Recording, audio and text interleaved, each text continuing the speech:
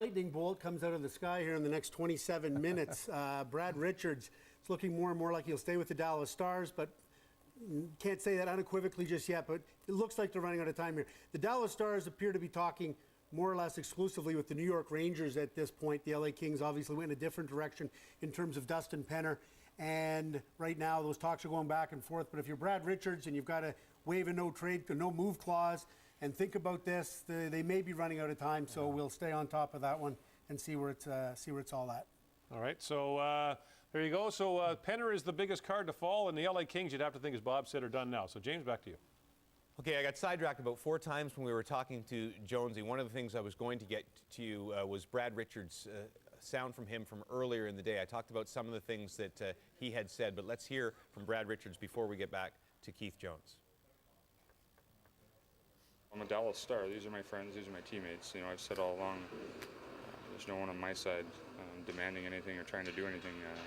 I do understand, though, that Joe needs to do a job. He's got to look out what's best for the franchise, and you know that's the business we're in. It happens all the time. So there's no hard feelings. There's no. We've been open. We know what's going on. I know what's going on, and it still doesn't mean I'll waive my no trade, but. I've told him all along that if he has something, I'll look at it and try to make a decision on it. Obviously, the closer we get to the deadline, the less chance that is. And again, as you just heard from Bob McKenzie, the likelihood as we count down 25 minutes to the deadline is that Brad Richards will not move. Now, not definitive, but the Rangers seem to be the only team in play. Keith Jones back with us. You heard those guys. Let me hear your reaction to the Dustin Penner deal to the Los Angeles Kings. Well, the LA Kings just became a lot more dangerous. I mean, they're loaded on the back end. They've got an extremely talented defense that's got a nice mix. They've got skill and Jack Johnson and Drew Doughty. They've got toughness, guys like Matt Green back there, Willie Mitchell. And now they add some more size up front to go along with a pretty talented group. I'd like to see the LA Kings get a center iceman. That would be a perfect fit for LA to get a number 2 center iceman, but at the same time, adding another forward that can get pucks to the front of that, can battle hard and can put the puck in the back, and that certainly helps their chances moving forward. I like that they got Justin Williams re-upped with that contract extension. He's had a terrific year. And Andrzej Kopitar is a legitimate number 1 centerman in the National Hockey League. So the LA Kings are, without question to me, a powerhouse team now in the Western Conference. I like their team. I like them a lot, and I like their goaltender in Jonathan Quick. So if you're a Kings fan, you're feeling pretty good about yourself. You're in the playoffs, and now it's all about making a run, because to me, the LA Kings are a much improved team that was already heading in the right direction with the way they played in the last couple of months. So we so often see at the deadline, Jonesy, that one team makes a move and then other contenders feel the need to follow suit. We talked about the West and how there's really been little real movement from most of the playoff teams right now in the Western Conference. Of all the teams, I'll leave it open-ended to you, who do you feel needs to do something significant in these last 20 minutes or so? Well, you know, it's such a mix there with so many teams that have an opportunity to make a run, at least to get into the playoffs. So it's not surprising to me at all, James, that nobody really has stepped out to the forefront. I'm glad that the LA Kings did something. If you're Detroit and Vancouver, there's no need to do anything. Both of those teams are stacked. And if you're near the bottom, you're looking and saying, do we have enough, and can we trade for enough that makes us legitimate to battle teams like Detroit and Vancouver? And LA was one of those teams that I feel had the opportunity to do that.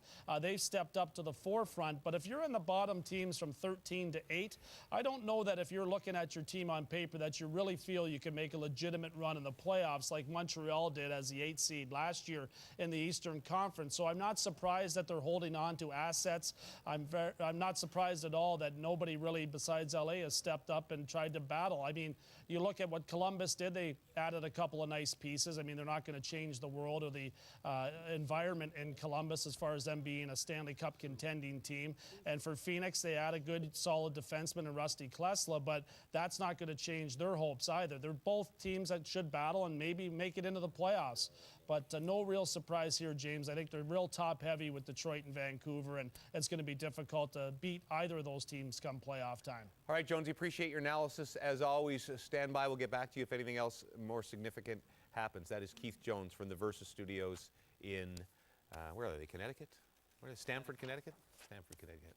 Okay, thank you very much, Stamford, Connecticut. And once again, the Edmonton Oilers, if you've been flicking around or out at work or sneaking away from the office for a couple of minutes, Dustin Penner goes to the Los Angeles Kings. In return, the Oilers get Colton Tubert, who's a former 13th overall pick in the draft, big defenseman, the first pick of the Los Angeles Kings in this year's draft. As it stands right now, it would be about the 20th pick in the draft, with subject to a lot of change, and a conditional third rounder, which could move up to a second rounder depending on how the Kings do in the playoffs this year, if they make it. Again, we are 20 minutes before the deadline of 3 o'clock Eastern Time, and we'll continue on Trade Center right after this. I lost everyone I've ever loved. Then they locked me away. What are you looking for? I need to get out of here. These are your weapons. If you succeed, it will set you free. We can do this.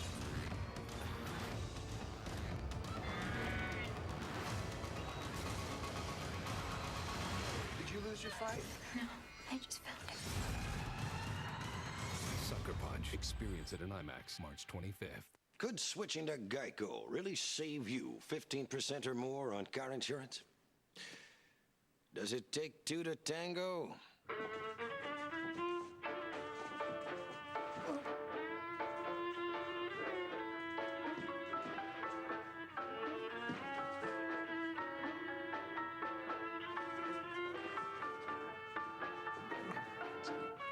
Geico. 15 minutes could save you 15% or more on car insurance.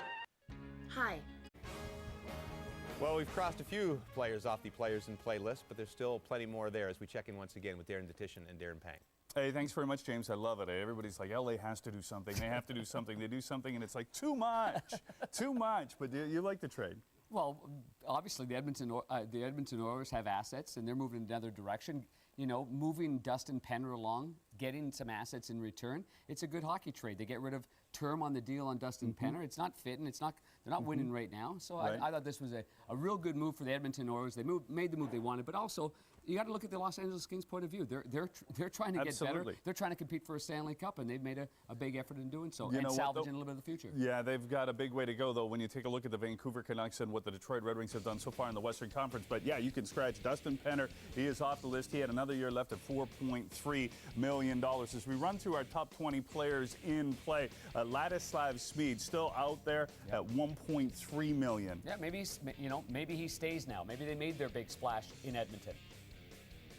As we flip through, Dennis Wideman done. He goes to the Washington Capitals. Injury to Mike Green, so Wideman will take over as their point producer on the blue line. Good depth guy there. Obviously a right-hand shot. Mike Green's a right-hand shot. He can let her rip from the point, and that should be a good addition for Washington.